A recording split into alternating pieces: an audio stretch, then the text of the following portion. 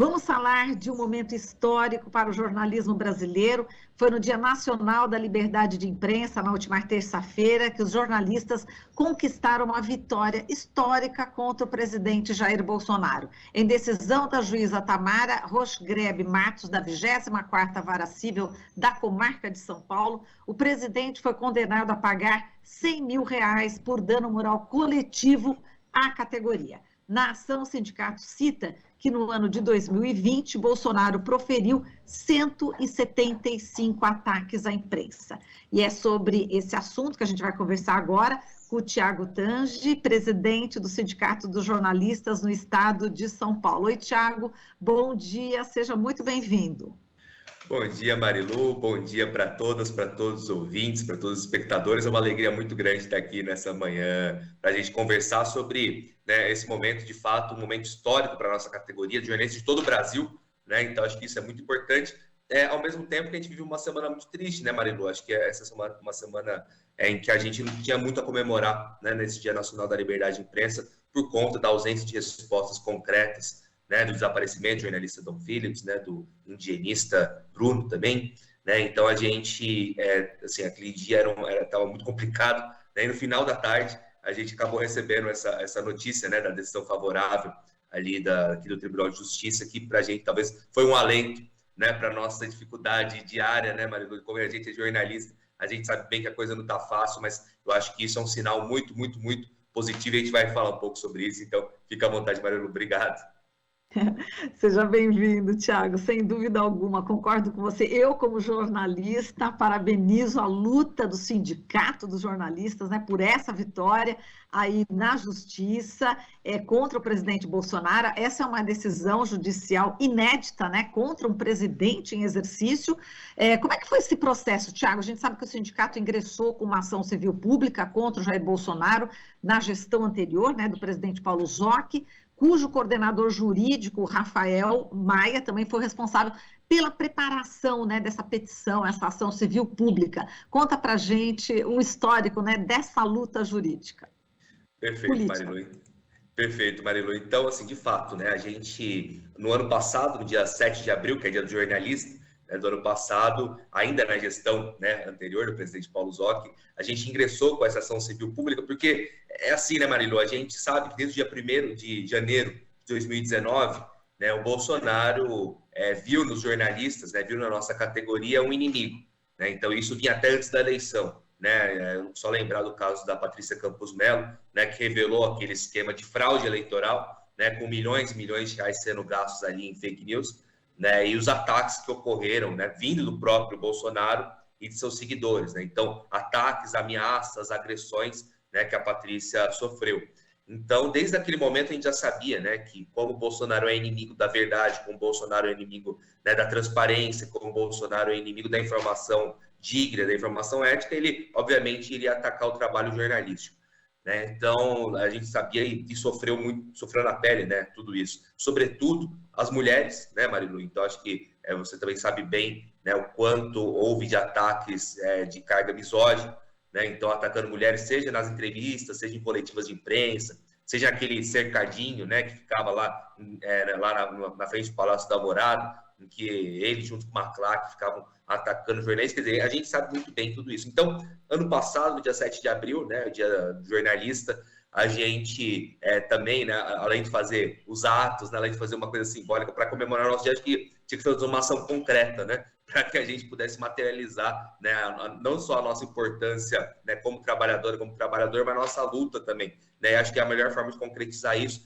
né, foi, de fato, fazer, né, ingressar com essa ação civil pública, né? Foi, como você falou bem, Marilu, foi o Dr. Rafael Maia, que é o nosso coordenador jurídico, né? Então, a partir também do relatório, né, anual que a FENAGE, né, que é a nossa federação, a Federação Nacional de Jornalistas produz, né, a gente conseguiu fazer esse compilado, né, de pelo menos 175 ataques contra a imprensa, né? Então 26 agressões diretas que aconteceram somente, né, em 2020, e a partir daí a gente foi compilando, né, tudo aquilo que a gente sabia, né, tudo aquilo que chegava para a gente, mas também aquilo que a própria imprensa repercutia, que os próprios colegas repercutiam, e a gente fez uma peça jurídica que foi, né, foi levada ali a esse processo. A gente obteve uma série de vitórias, Marilu, porque o Ministério Público, logo no começo, já deu um parecer favorável. Em maio do ano passado, o Ministério Público reafirmou esse parecer favorável, e aí, agora, no dia, né, nesse dia 7 de junho, na terça-feira, em primeira instância, claro, é bom a gente reforçar isso, mas, assim, foi uma decisão, né, da magistrada muito bem fundamentada, Marilu. E, assim, acho que é muito importante, né, que na decisão da magistrada, acho que em 13 páginas, se eu não me engano, ela cita todos esses ataques e coloca claramente aquilo que é. Né? Então, falando que são ataques misóginos, ataques homofóbicos, muitas vezes, né? E ataques que não tem nada a ver com liberdade de expressão.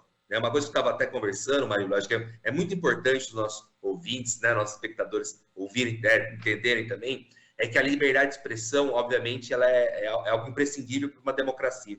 Né? E ainda mais uma democracia que a gente quer construir, né? Uma democracia realmente participativa, uma democracia das trabalhadoras e dos trabalhadores. Mas a liberdade de expressão não significa crimes, né? Não significa você atacar alguém, não significa você mentir, não significa você agredir. Né? Nós que somos jornalistas também estamos submetidos a isso. Né? Então a gente tem a nossa liberdade jornalística, a nossa liberdade de trabalho, a partir da nossa técnica, da nossa ética jornalística, fazer o nosso trabalho, mas a gente não pode escrever o que a gente quer, a gente não pode escrever mentiras, a gente não pode atacar pessoas, a gente também está submetido a isso. Então, da mesma maneira, obviamente, que um chefe de Estado, né, um presidente da República, ele não pode, né, atacar, agredir, e como diz a magistrada no seu, né, não estou eu que estou falando, né, é o que está publicado na decisão, ela diz que, ao realizar esse tipo de ataque, isso faz com que isso incita, né, todos os seguidores, todos os apoiadores do presidente a fazer a mesma coisa. Né? E, infelizmente, a gente vê que isso acontece. Né? Então, aqueles ataques que a gente materializou na nossa decisão, eles não pararam ali. Né? Em 2021, os ataques continuaram, foi um número parecido, né? Segundo o relatório da FENAGE, e aí, para corroborar a decisão, no mesmo dia 7 de junho, Marilu, é só lembrar o que o Bolsonaro fez lá naquela coletiva, que era um evento que estava acontecendo lá em Brasília, no mesmo dia que foi colocada a decisão, que ele foi condenado, então a gente pode falar que o Bolsonaro é um cara condenado, né, por assediar a nossa categoria. Ele começou a atacar mais uma vez o STF, começou a atacar mais uma vez as eleições e dizer que tinha que fechar, né, tinha que fechar o órgão de imprensa e coisa e tal. No mesmo dia ele fez isso. Então, quer dizer, além de ser um condenado recorrente, né, Marilu, a esse tipo de assédio contra nós como jornalistas. Exatamente, contra nós jornalistas brasileiros e estrangeiros também, né? Agora, a gente, falando em jornalista estrangeiro, você logo no início citou, né, o caso do Dom Phillips, do The Guardian, ele que está desaparecido, juntamente com o indigenista Bruno Pereira. Nesse momento, né, exatamente nesse momento é que tem esse ganho de causa por parte do Sindicato dos Jornalistas. Isso também é muito importante, quer dizer, reforça também a luta dos jornalistas, sejam eles brasileiros, estrangeiros. O Dom Phillips estava fazendo um livro, né? Está fazendo um livro sobre meio ambiente, sobre as comunidades indígenas, e esse é um tema também muito particular que está sendo realmente massacrado, né, pelo governo do Bolsonaro. A questão indígena, enfim, o meio ambiente, são temas também que causam aí a perseguição por parte do presidente da República. Então, esse é um momento importantíssimo dessa decisão da juíza, novamente, vamos falar o nome dela, Tamara Rochgreb Matos, da 24ª Vara Civil da Comarca de São Paulo. Não é isso, Thiago? Não, com certeza, Marilu, com certeza, sim. Acho que aquela semana, né, essa semana que a gente estava passando, para mim, particularmente, é muito, não só muito triste, mas é muito revoltante, né, porque como que, né, um jornalista, né, um trabalhador também, que está fazendo um trabalho essencial, né, a gente sabe, né, Marilu, a questão chamada deserto de informações, né, em que muitas vezes nas regiões, que a gente não precisa ir muito longe, não, né? Não é, a gente está falando aqui de um local lá do Amazonas, quase na fronteira do Peru, né? Mas a gente não precisa ir muito longe, não. Então, às vezes você falta informação, né? Falta ter jornalistas trazendo informações essenciais aqui para a gente, né? Para toda a população brasileira, ter falta de pessoas mesmo. E esse jornalista, ele estava lá, né? Estava fazendo esse trabalho essencial, e aí ele junto com um indigenista, né? O Bruno Pereira, ele some. A gente não tem notícias, e aí demora-se 48 horas, né, para as forças policiais, para as forças de seguranças competentes efetivamente iniciarem as buscas. Então, isso, né, materializa, Marilu, esse desprezo do governo federal pela vida, pela dignidade, né, esse desprezo por qualquer tipo de compromisso, né, com dignidade, com direitos, né, e o próprio Bolsonaro, acho que no próprio dia 7 de junho, falou que, o jornalista não tinha que ir para aquela área, porque, não sabe, quer dizer, pelo amor de Deus, é um negócio que indigna muito a gente. Obviamente, né, a gente é um sindicato de São Paulo, mas eu só queria também dizer aqui para os ouvintes, né, que junto com a Federação Nacional de Jornalistas, com a FENAD, junto com outras entidades, a gente entrou, né, também com uma representação ali para cobrar respostas, né, cobrar respostas imediatas sobre isso. Então, eu acho que isso é algo muito, assim, que, de certa forma, essa decisão, né, da juíza, essa decisão do Tribunal de Justiça é uma decisão não só simbólica, mas concreta, né, que significa que nós que somos jornalistas, nós que somos trabalhadores, né, e que muitas vezes, né, Marilu, também vale a pena a gente dizer, os ataques, muitas vezes, eles também não vêm só do governo Bolsonaro, os ataques vêm muitas vezes das próprias empresas de comunicação, né, que nos renegam direitos, nos renegam salários dignos, nossa briga também, né? Então, por isso que a gente sempre, quando a gente faz essa luta, é uma luta que ela é uma luta contra aqueles que nos atacam, que nesse momento é alguém que está na presidência da República, mas também muitas vezes contra as empresas de comunicação. E a gente não está num momento muito fácil para a nossa categoria, mas quando a gente tem uma decisão favorável como essa, acho que isso nos une, né? Isso faz com que a gente se una, a gente se movimente, né? E acho que é muito importante, só para citar também, né, que além de tudo isso, né, nós temos aqui no sindicato uma comissão contra a violência, né, aos jornalistas, e também a gente está realizando, desenvolvendo, né, um documento que chama um Pacto contra a Violência aos Jornalistas nas Eleições, né? Então, a gente gostaria até de convidar, né, todas as pré-candidatas, todos os pré-candidatos de qualquer partido, né, a aderir a esse documento, porque é um compromisso, né, de que ao longo das eleições os jornalistas possam trabalhar, né, livremente, então sem ser assediado, sem ser atacado, ameaçado, seja pelo candidata, seja por seus apoiadores, né? Então a gente já está tendo algumas adesões, é verdade, né, que agora essas adesões estão sendo do campo popular, né, estão sendo dos partidos progressistas, dos partidos de esquerda, estão aderindo, assim, o pessoal vem procurar a gente está fazendo esse movimento, mas na verdade o nosso convite é para todos os candidatos, todas as candidatas, porque, afinal de contas, eu acho que a gente tem que trabalhar, né? Nosso trabalho já não é fácil, né, Marilu? A gente já trabalha ganhando pouco, já trabalha com uma situação precária pra caramba. Então, quem consiga trabalhar nessas eleições, pelo menos, né, sem ter medo de ser ameaçado, sem ter medo de ser agredido, assediado, isso em todas as formas, seja numa cobertura presencial, seja pela internet, em rede social. Quem sabe que, infelizmente, isso também é um expediente, né, que a gente vem sofrendo nesses últimos tempos. Isso tem que acabar. Mas, né, com uma decisão favorável como essa, né, Marilu, uma decisão inédita como essa, né, um presidente ser condenado por assédio moral, acho que isso indica um caminho de que a gente tem dignidade, a gente tem, né, tem nossos direitos, e espero que esse seja um caminho de esperança ali ao longo desse ano, para que a gente comece, essa seja a primeira de muitas vitórias que a gente vai ter nesse ano de 2022. Muito bem. Agora, eu achei bastante simbólico, né, o pedido, né, que o Sindicato dos Jornalistas fez em relação também à indenização de 100 mil, né, que poderia ser, né, para o Instituto Vladimir Herzog, né, o jornalista Vladimir Herzog morreu sob tortura no DOI-CODE durante a ditadura militar, e o governo militar dizia que ele tinha se suicidado, né. Agora, pedir que o dinheiro da indenização fosse doado ao Instituto Vladimir Herzog, realmente tinha um simbolismo, né? Já que o presidente aí tem como ídolo o torturador coronel do Exército, o brilhante Ustra, né? Mas a juíza determinou que a indenização fosse revertida para o Fundo Estadual de Defesa dos Direitos Difusos. Mas foi importante, né, também fazer esse pedido, né? Mesmo que agora a juíza tenha encaminhado para esse fundo, né, essa indenização, não é isso, Tiago? Exatamente, Marilu. Na verdade, assim, de toda a nossa vitória ali, essa foi realmente a única coisa diferente, mas foi também o entendimento do Ministério Público, né? Lá em maio, o Ministério Público ele corroborou totalmente ali com o fundamento, né, da ação. Isso foi algo para a gente também foi uma vitória grande, mas a única discordância ali em relação à nossa petição inicial de que, ao invés da indenização ser revertida de Vladimir Herzog, fosse revertida esse Fundo Estadual de Defesa dos Interesses Difusos, né, que é ligado à Secretaria da Justiça e Cidadania do Governo de São Paulo, né? Então, isso foi uma coisa técnica ali, mas acho que para a gente não é só simbólico, mas é muito importante, né, que a gente fortaleça essa indenização, que é uma indenização simbólica, né? Vamos ser sinceros, mas o Bolsonaro tinha que pagar muito mais. Ele tinha que pagar 100 mil reais para cada ataque que ele faz, né? E ainda assim ia ser pouco dinheiro, né? E não pode ser um cartão corporativo, não, né, Marilu? Tem que ser com o dinheiro dele, que ele trabalha, né? Que ele não trabalha nada e ainda ganha dinheiro para isso. É um absurdo, mas não tem que ser cartão corporativo, não.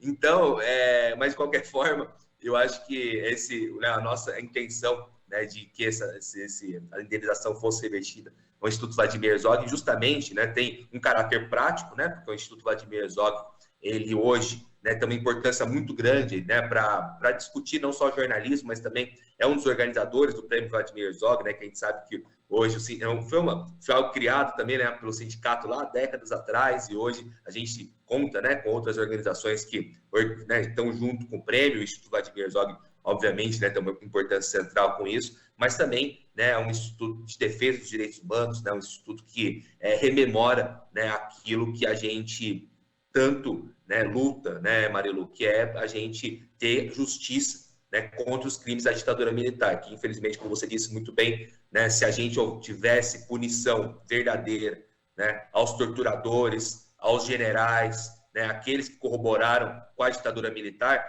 certamente, talvez Bolsonaro não estaria nem na presidência da República, né? Certamente naquele dia trágico, né, em que ele profere o voto de impeachment saudando um torturador, né, ele não sairia do Congresso Nacional pela porta da frente, seria preso do Congresso Nacional, né? Mas infelizmente, né, a gente ainda, né, não conseguiu chegar a esse ponto. Um dia vamos conseguir, com certeza. Nosso país vai ser semelhante à Argentina, ao Chile, né, em que quem torturou, quem vilipendiou, né, a Constituição, que seja devidamente punido. Mas, enfim, é importante que a gente tenha essa memória, né? Eu acho que isso também é uma maneira de a gente combater o bolsonarismo, né? O bolsonarismo tenta sequestrar também um pouco da história, né? Mas a gente sabe muito bem, né, o que significou a ditadura militar, a gente sabe muito bem o que significa qualquer tipo de autoritarismo, e por isso que essa é a nossa luta, né? Então, acho que, de certa forma, também essa decisão, né, que a gente teve no último dia 7, de certa forma, corrobora mais uma vez a nossa luta pela democracia, né, a nossa luta pela dignidade, a nossa luta porque a liberdade de imprensa, na verdade, é um pilar, né, de uma democracia que a gente quer construir. Muito bem, só vou encerrar aqui a nossa entrevista com um trecho aqui da decisão da juíza, que ela diz o seguinte: com efeito, tais agressões e ameaças vindas do réu, que é nada menos do que o chefe do Estado, encontram enorme repercussão em seus apoiadores e contribuíram para os ataques virtuais e até mesmo físicos que passaram a sofrer jornalistas em todo o Brasil, constrangendo-os no exercício da liberdade de imprensa, que é um dos pilares da democracia. Restou destaque amplamente demonstrado que, ao ofender a reputação e a honra subjetiva de jornalistas, insinuando que mulheres somente podem obter um furo jornalístico se seduzirem alguém, fazer uso de piadas homofóbicas e comentários xenófobos, expressões vulgares e de baixo calão e, pior, ameaçar e incentivar seus apoiadores a agredir jornalistas, o réu manifesta com violência verbal o seu ódio, desprezo e intolerância contra os profissionais da imprensa, desqualificando-os e desprezando-os, o que configura, manifesta a prática de discurso de ódio e, evidentemente, extrapola todos os limites da liberdade de expressão garantida constitucionalmente. Com essa declaração aqui, com esse trecho, né, da decisão da juíza, a gente encerra essa entrevista, te dando novamente parabéns. E o Thiago Tange, presidente do Sindicato dos Jornalistas no Estado de São Paulo, por essa decisão histórica. Um forte abraço e até a próxima. Obrigadão, Marilu. Um grande abraço para você, para todas e todos os ouvintes. Tamo juntos, estamos à disposição aqui. Obrigada. Você está ouvindo Jornal Brasil Atual. As notícias que os outros não dão.